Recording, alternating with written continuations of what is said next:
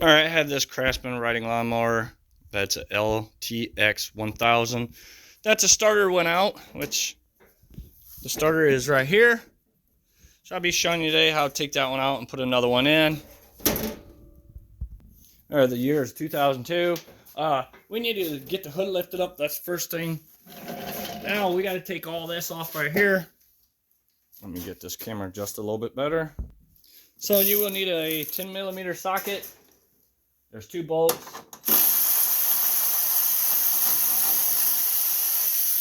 Get them off.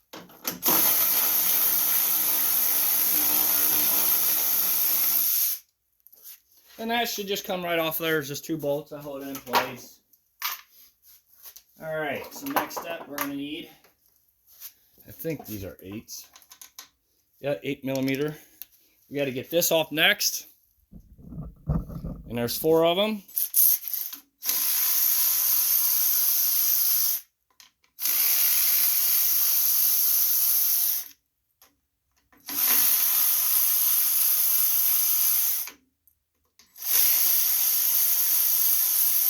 Just remember where you take all these out at, so you don't get mixed up with the wrong ones in the wrong places.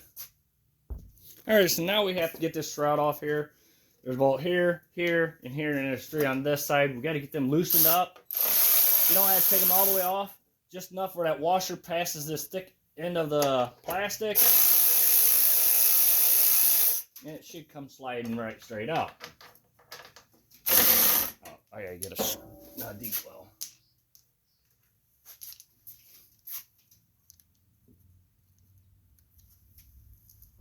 I'm doing shallow socket here, where I can actually use my power tools to do that. So like I said, there should be a total of 6, 3 on each side.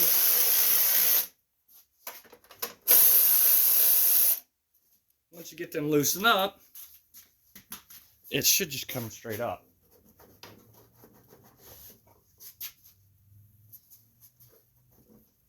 Well, I'm not sure there must be a screw or something underneath the air filter here. So we're going to take this cover off here. There must be a screw or something underneath here. Been a little while since I've done one of these, so.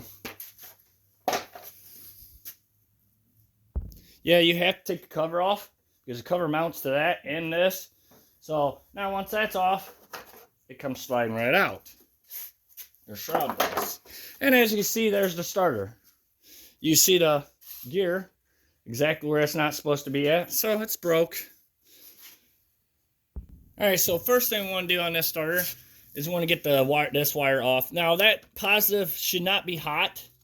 The only time this gets hot is when you go to start the motor. So you can go ahead and just, let it hang to the side. So go ahead and get that off. You need a 7/16 socket and a wrench. The little skinny wrench to fit back behind there. Sometimes you get lucky enough and you can take it off without having that skinny wrench. But you don't want none of this spinning inside the starter. Which this one, okay, no big deal. It's broke, which I can still fix this top if I want to. Alright, so now you need a T40 starter wrench like this. And power channel locks. And the only reason why is to break these loose. Make sure you're all the way in there. There, that one broke loose. And now you got to turn this to where that flat side is to that bolt in the back there.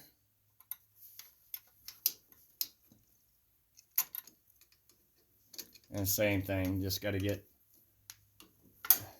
it broke loose, and you do it by hand.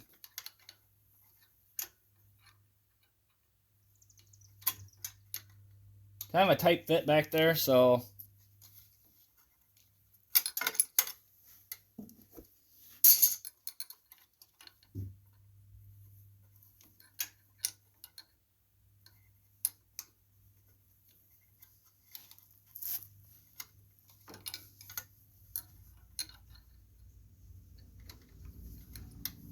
okay, that one's all the way off.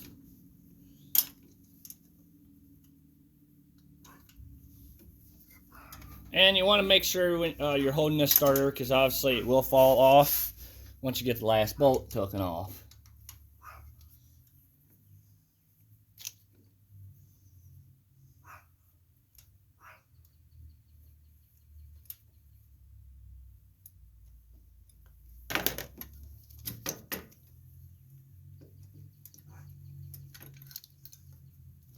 And see, both bolts are right there. That one I couldn't grab out because it was too tight. So now you see the starter's out. Right here's my other part of that starter too.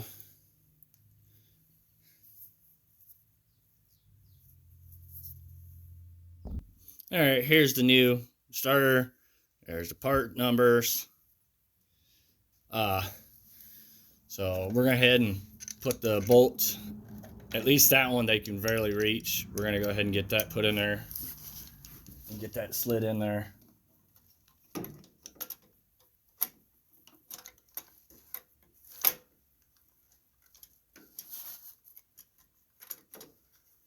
And get it lined up, get it started.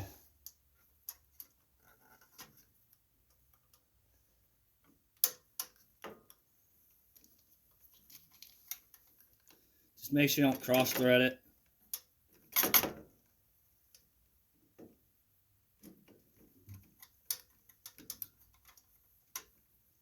Trying to get it started, but it's kind of fighting me for some reason. Go ahead and get this next one started, which we're going to put it in a wrench so I can get it back there all the way.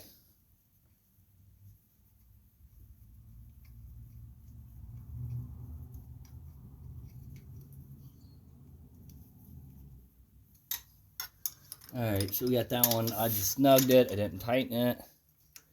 This other one I got to try to get it start a little bit better than what it did. Problem is, this one goes on an angle a little bit. My wrench does, so it's kind of hard to get something started straight when things go on an angle. So just whatever you do, make sure you don't get it stripped in there.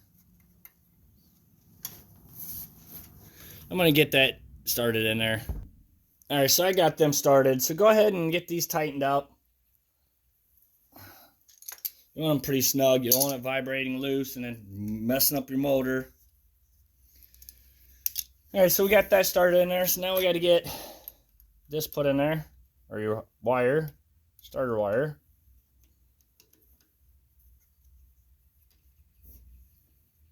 I don't need a washer on that one. And then go ahead and get that tightened down. Like I said, you don't want that to be spinning in that starter because you can mess it up. So, alright. Alright, so we're going to go ahead and get our shroud put back on. It just sets up in here. Now, you probably got to wiggle around to get it put in place. Sometimes you get lucky and go straight down. Sometimes it just, man, just want to fight you every second. It's mainly right there. It seems like it's wanting to hit. Yeah. So now it's down. We can go ahead and tighten them up. Oh, I need this shallow.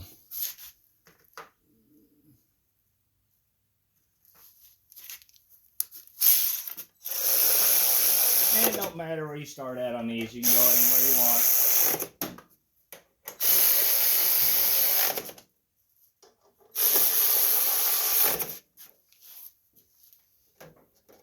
That's why I go deep well, because it gets past that fuel pump. You can get you a extension if you wanted.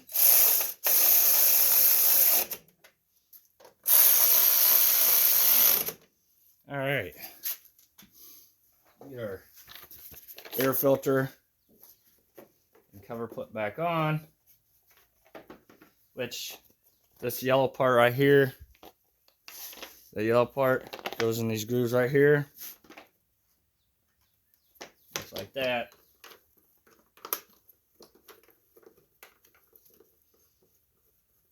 And tighten them down.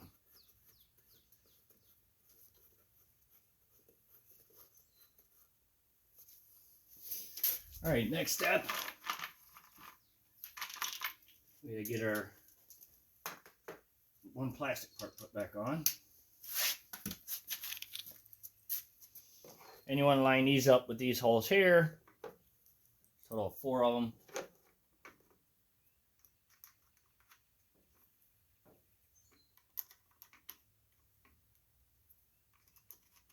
And you want to get them all started before you tighten them down.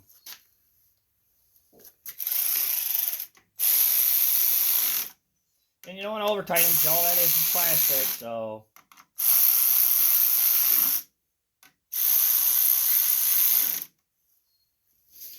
Alright, we got that done.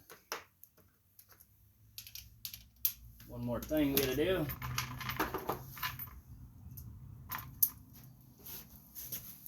We gotta put this put back on. You want to line them holes up with every hole. Alright, that one started. And then that one. And then you go ahead and tighten them down.